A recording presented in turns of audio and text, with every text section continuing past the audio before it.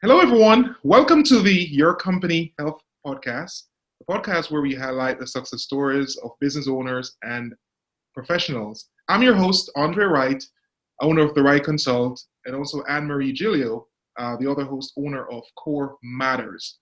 Today, we are excited about our guests. There have been a lot of questions about surrounding schools as it relates to the current environment.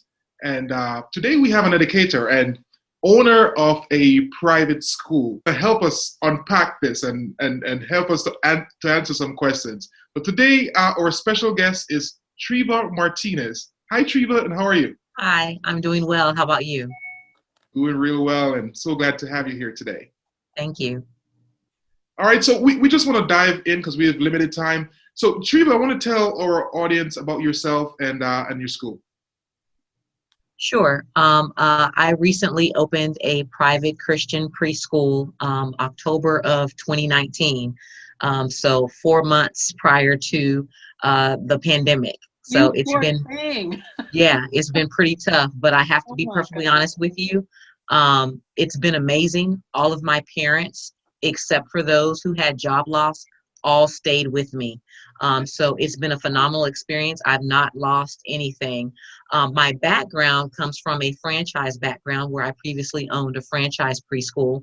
And then when the economy crashed in I would say 2010, I walked away from that. So it crashed in 2008. I held on to it for 2 more years. And then this opportunity came along. So I have a master's in business and I love little children. Anybody under 4 feet is my friend.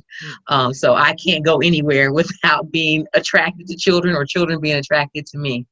So it's just a great opportunity right now because many people are fearful and they trust, that they can actually send their children to a church preschool and that they're going to be safe. So Awesome. you say preschool. Let me ask you, what age is that exactly? Do you take anything? It's 6 weeks to 6 years old. So we do have some virtual students because there were children who weren't able to go to elementary school because of the pandemic or because of their health or because they have family members living with them or because they have grandparents who they see often. So we have children that are up to up to sixth grade who are actually coming to the school as well. Sixth grade. Wow. Mhm. That's quite a span. Yes. So go ahead, Andre. No, and Treva, I can see the passion. I can see Yes. the passion in terms of what you're doing, and Yeah. and man, that's so good when you're passionate about your line of work. I was reviewing your website, and you speak a lot about the Frog Street Infant Curriculum. Tell our audience about that. So the Frog Street Infant Curriculum is really designed so that you are constantly engaging with babies in their language, so to speak. So whether it be touch, it be sound, their toys that they're playing with, it's those things that would inspire them to maybe be more curious about their environment. So the Frog Street curriculum is really a small part of the curriculum because it really only goes to up to 22 months. So after that, we do creative curriculum. And the creative curriculum simply allows them to learn through play. So Frog Street is very similar to that, but the creative curriculum just simply allows them to explore and learn math skills, science skills, reading skills, so that they're advanced when they go to school.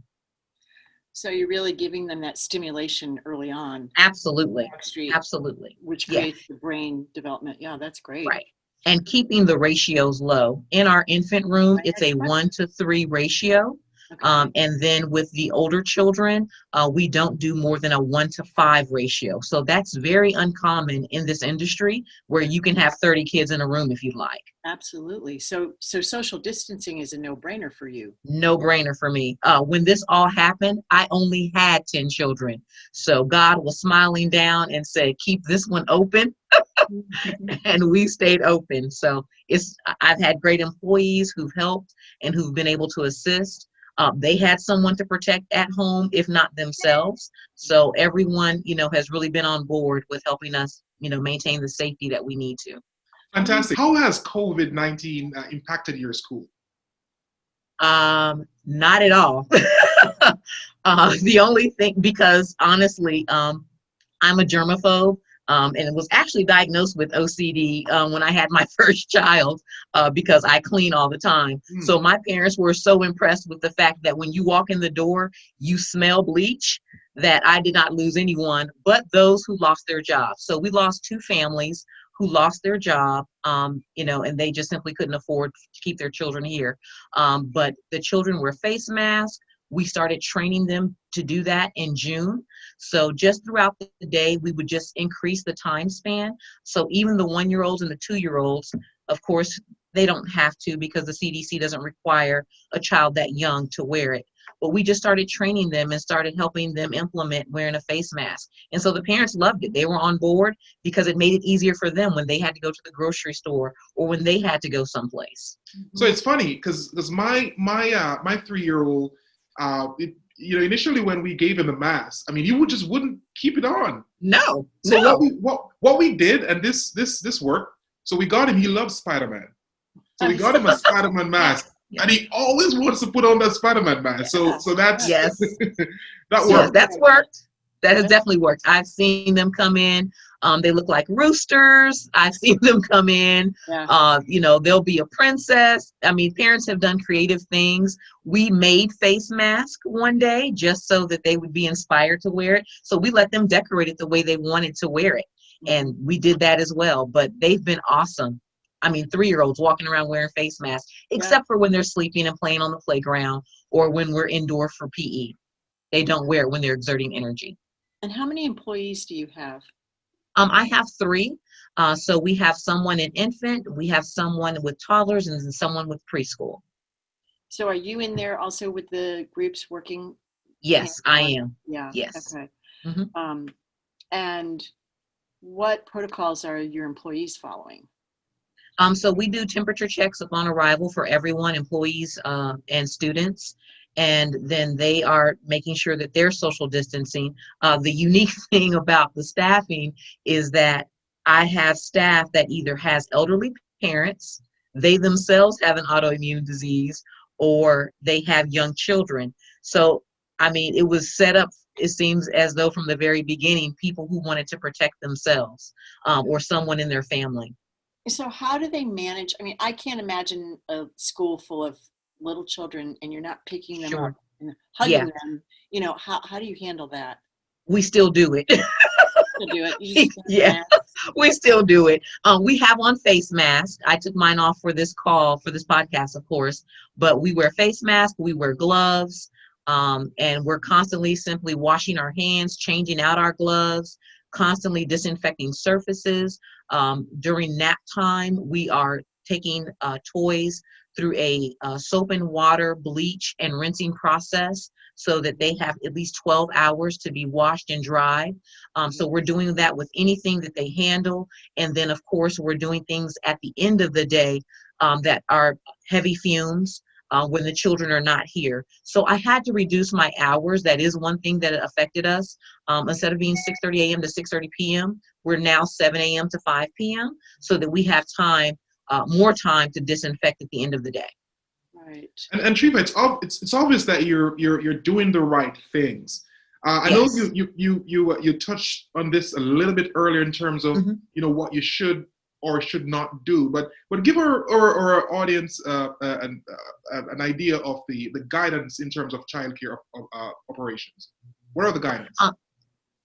So I pretty much followed what the CDC initially said in regards to wearing face masks helps you protect others. So when that message was delivered, I really kind of stepped it up a little bit and said, hey, here's what we're going to do. This is going to be a time where we have to be cautious, where we have to be confident and educate our parents as well. So I had to have a parent meet and greet and say, hey, parents, there's some social things that might be open right now, like swimming, for instance, or flag football. That's probably not a good idea because a lot of the younger children have older siblings. So I pretty much had a heart-to-heart with my parents. And again, I only had 10 kids. So we're talking about 5 or 6 parents that I had to really talk to and say, here's what I'd like to do. I want to stay open. I want to serve you, but I need you to do your part. So I think in having that communication with them, that helped me do what I needed to do here at school. That's wonderful, because it's Yeah. so rare to hear that people are willing to cooperate. There's so many people who aren't willing to cooperate. Are you covered by that new law that I've seen posted around town? If you've seen those signs, they're yellow. It says, "Warning! If you enter this premises, you're doing so at your own risk. If you catch COVID here." Do you know if you're covered by that? Wasn't even aware that law had been passed. Yeah. I am not certain that any school is. I have a umbrella policy, of course, if something should happen. But I don't know. We have those signs, but in regards to the parents and the children themselves with us, I don't know that would even. I don't know that we would be covered under that, because they're doing it at their own risk anyway. So I did have release documents, saying that, hey, you're not traveling, we're limiting ourselves in our social activities, some guidelines in regards to, have you had a fever? Is anyone in your household exhibiting any flu-like symptoms? So like what you would sign when you go to the doctor's office. Right. I had everyone do that. Right. Oh, good. Yeah, we talked to an attorney a few months ago, and at that point, we just didn't know what was going to happen. Sure. It was one of our questions, as business owners, are we going to be liable when we're doing everything and basically the answer was, do everything you can, do what the CDC says, post it on the wall. Right. And then, it's up to you. It's up to you. Yeah. So Treva, what if, and God forbid that, you have a case. We don't want that to happen in your school. Yeah. But let's say you have a case of COVID. So tell us how you would deal with that.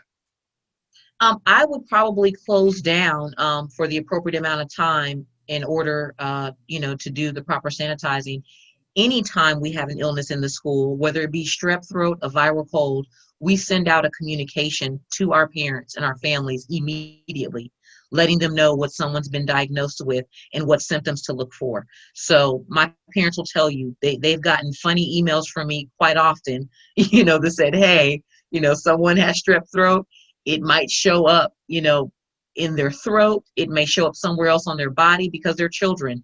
You just never know where it might, come out on their bodies. So I would certainly take the CDC steps in regards to closing down for a particular amount of time and doing what needs to be done.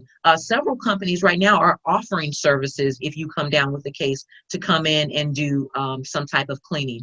But we have the foggers here where you can spray the air, as well as any type of cloth material. So if you can clean carpet, you can clean chairs, anything that, could be contaminated. Is that a viricide that sits is that a viricide that's going to sit on the chairs and sit on the floor to kill? I'm sorry, say that again? Is it a viricide that's the kind that you spray that sits it has to dry on the product, it has to dry on the floor? It does, but it's a handheld product that you take around and fog everything. Yeah, it seems like as a private school, she's on, yeah. Yeah, you're in good shape. You're in a great spot because you can decide what to do. And I was just thinking, when you were saying I was sending notes to my parents about strep throat in public school, that rarely happens. I don't get that. Hey, there's like 3 or 4 things they'll send you a note for, but and the schools are petri dishes anyway without this element added to it. So that's awesome. You're responding effectively, comprehensively, probably in ways that public schools aren't able to. Right, and I have a small amount of students, so it's been easy, and I'm keeping it small on purpose. I'm sorry. Yeah, I'm sorry. Do you know other private school owners who are you guys collaborating on this?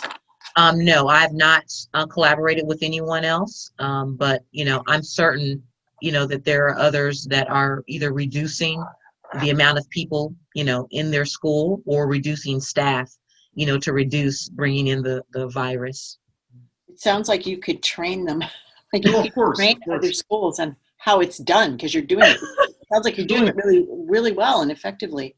And Treva, on the point of training, Anne-Marie, you brought that up. I know you speak so eloquently about your policies and protocols in the school, but how do you keep your teachers engaged, and how do you help them to adhere to these policies at all times? So I'm constantly in the rooms. I'm going throughout the building. I'm going in and out of the classrooms. I do it myself with them so that they can see how it needs to be done and what I expect of them. And then I'm going behind them. So we have checklists prior to them coming in the room, and then when they leave out of the room, cleaning your way back out of the room, starting at the corner where the bathroom is or where the kitchen dramatic play is, and cleaning your way back out of the room so that you're not recontaminating in the event that you might be ill.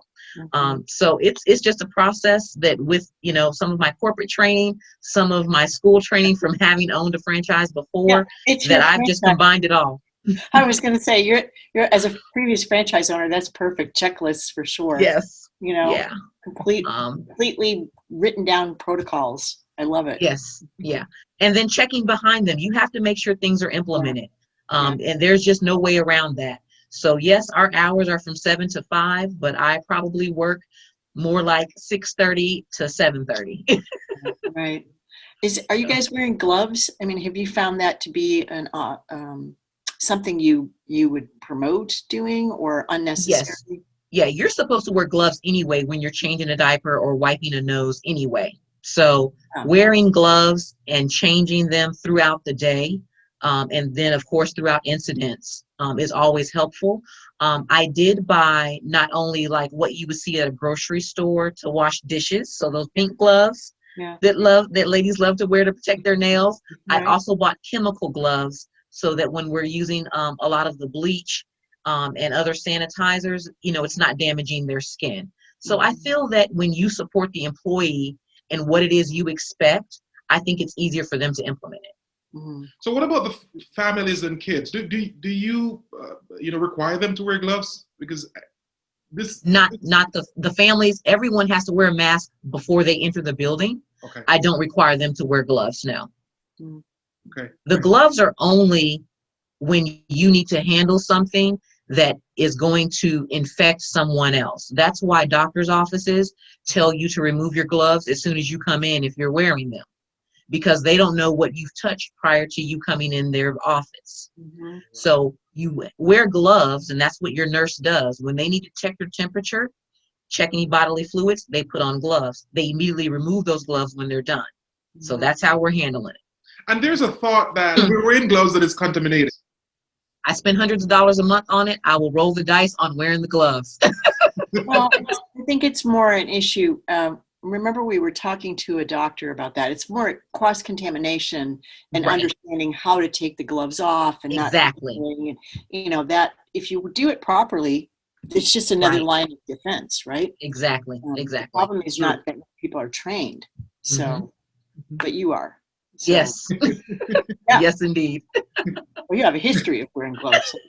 Again, perfect. You're in a perfect situation here. So Treva, yes. In terms of resources for parents, what type of resources you give to parents to help them protect their kids or keep them even in the face of this pandemic? Do you have like resources that you send out email to them or I only use the CDC. I have been going strictly by what they're saying. I, of course, have had a pediatrician for the last 20 years because my oldest child is 20 years old, and I just can't part from her because I love her. And I speak to her often. We have a personal relationship. I get her thoughts, but I'm sticking to what the CDC is saying. I'm not doing what any local government officials are dictating. I'm not doing that. I'm following what the CDC is telling us to stay safe.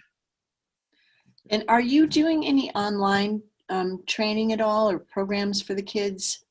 Have you moved to that? No, I'm not. We have the virtual students here, but those teachers are managing those students' schedules, and then I have someone that's helping keep them on track. So I'm sorry, clarify that for me. You have virtual students? I have virtual students that attend public school. Oh. But instead of going back to public school, they come here. Oh, if they opt for the virtual. That's correct. So I don't have any families here who have public school children. Okay. So how So many? if they sent their children back to school, they could no longer come here. Okay. So what's your capacity? I think for this, that's funny. 85 down one hall, and probably right at another 90 down the other. It's a large school. Yeah. Um, but we're only utilizing one hallway. So are you at about a 30% capacity or? Oh no, we still only have the same 10 children that we started with when we Okay. opened. So Yeah. you have room for a couple more and still following the guidelines. How many can you add? I could probably add 5 more in each room, because we are right at 3 for Mm. each room that we're in now. Hmm. Okay. Yeah. So you could have 15 more students. Yes. Okay. With the And staff that I have now. I mean, if I was interested in hiring more, I could. Right. Hmm. Right. look on the broad picture of education in this country, Hmm. in terms of private schools and what's happening with COVID-19. Obviously, you're doing the right thing. So, Sure. talk to us about some of the wider issues you're seeing, and how do you see private schools moving forward in the face of this pandemic? Yeah, that's an interesting question. And honestly, I'm not sure. I withdrew my youngest out of private school Hmm.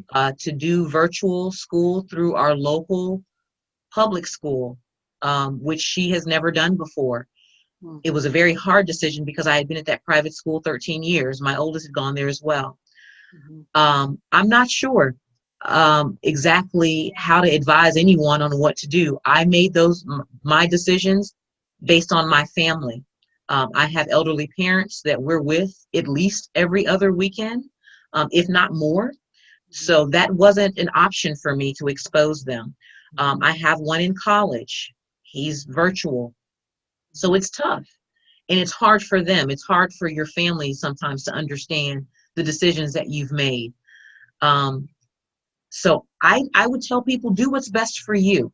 If you're comfortable, sending your child to school and you don't have any health concerns of your own or for someone else in your family, it's probably okay. But for others, it's not. So I think you have to diagnose your own personal situation and decide how you want to proceed forward. But how they're going to function, 9 months from now, I'm not God. I can't tell you, but I pray for them every day. I think that we're going to be in this situation for a long time. I mean, the virus has only made it through less than 5% of the US population. True. So it's got some work to do. It's Yeah. not going to leave anytime soon. And so this is going to be like our normal for a long time. Yeah. So those are questions that people have to ask themselves long term. Right. And I agree, it's an individual thing. I think what's wonderful is that you show us that it's possible for the kids to go to class and be safe. In a safe environment. If you're taking really good care of the situation and you're in control, which you are, it sounds like you're Mhm. very much in control of it. All schools could do this to some degree. Hmm. It is a question. That's the question for everybody. And of course, there are no answers. That's Right. the big stress right now. We don't know. No. We don't know. But clearly, you have found a path through the chaos that we're in. No, So, definitely, and I like your answer, Treva, because you're right. Because each family's in their own unique position. Because you have parents out there, they have to go out and work. They have nowhere to leave their kids, right? So sending them to school would solve that problem. So and then the health concern. So it's really an individual decision situation. it's kind of an interesting situation too, though, because I think this is going to I hope this is going to have the impact on education in general to sort of make us question a lot of what we're doing with our kids in the systems, Like this whole idea of social distancing has forced smaller classrooms, smaller class sizes. And that's music to my ears. I mean, my kids are grown. But more attention. The kids will get more attention. You can't teach. There are pedagogical studies that show you cannot teach to more than 12 people at a time, no matter how old. That's right. You just can't. Right. It's not possible. After that, it's crowd control. So the fact that you can only have so many kids in the classroom is wonderful. And Yes. oh my gosh, you might have to hire more teachers. All of Yeah. that stuff is really, really good. I Yeah. think long Yeah. term, big picture. I agree. I agree. We got to get people there. So again, I love that you are showing. It's like you're showing people that it's possible to do this. It's really possible. So I really applaud you for that. I think that's great. Thank you. Thank you. Yep. And Treva, I can't believe we're basically out of time. Thank you so much for stopping by. And before you go, I want you to tell our audience, how can we reach you? Right. A Zion Christian Academy, ga.com is our website, and of course our phone number is there. We are on Instagram, ZCA-Roswell. That sounds right. I'm going to go with that. And we're on Facebook, which is Zion Christian Academy-Roswell as well. I have my assistant do all of our social media, so forgive me. It is not my forte. I want to be with the children, so I care nothing about Facebook or Instagram. Bring me your children. I'm all about educating them and loving them and nurturing them into the love of Jesus Christ. So we have a great time here every day, and if it wasn't for my parents, we wouldn't still be here.